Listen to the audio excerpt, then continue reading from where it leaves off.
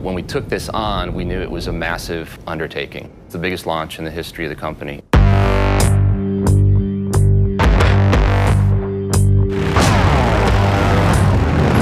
One of the primary ethoses that we follow is form follows function, but both report to emotion. You have to really look at every element of the motorcycle and execute it in a way that speaks to our ethos, which is authenticity, 115 years now of legacy.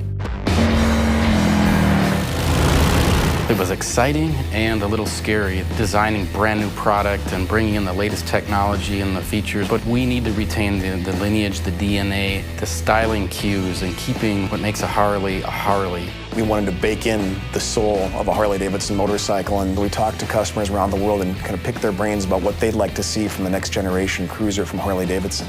They want tradition, but they also want technology. They wanted to experience the best of both worlds, and that's what these motorcycles deliver. So there's 8 models in the lineup. Each model has a defined personality, if you will. It's about fit and it's about attitude, and they each have their own unique feel, and it will be different for each customer. They'll find the bike that they'll fall in love with. These are game-changing motorcycles. Everything about these motorcycles is an improvement over what our current bikes are. People's minds are blown. The Milwaukee 8 is our first 4-valve big twin powertrain. It is the best V-twin we've ever made.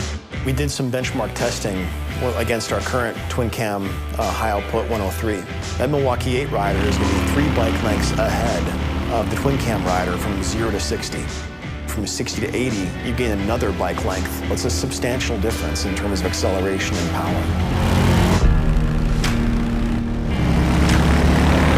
So let's talk about the soft-tail frame. Our very first motorcycles were rigid, so the rear wheel was actually rigidly mounted to the frame. They had a really beautiful aesthetic. There's a line that goes from the front of the motorcycle all the way to the rear axle. With the soft-tail, we're trying to emulate that whole aesthetic. We're trying to make the motorcycle look like it's a rigid, but it actually does function amazingly well because there is suspension that's tucked under there now.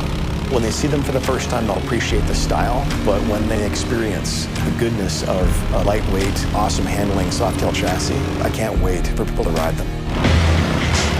One of the things we've achieved, I think, is a perfect balance of the best of Softails and the best of Dynas. That classic hardtail look, that hidden suspension, right? But we've also brought in the best handling. We've married the look and the performance into one architecture that will serve all the customer needs.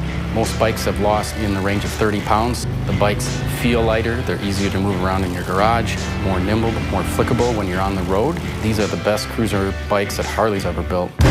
It's amazing, absolutely amazing, the work that's been done and what we've achieved, because the bikes are beautiful, they're executed just in such a premium way.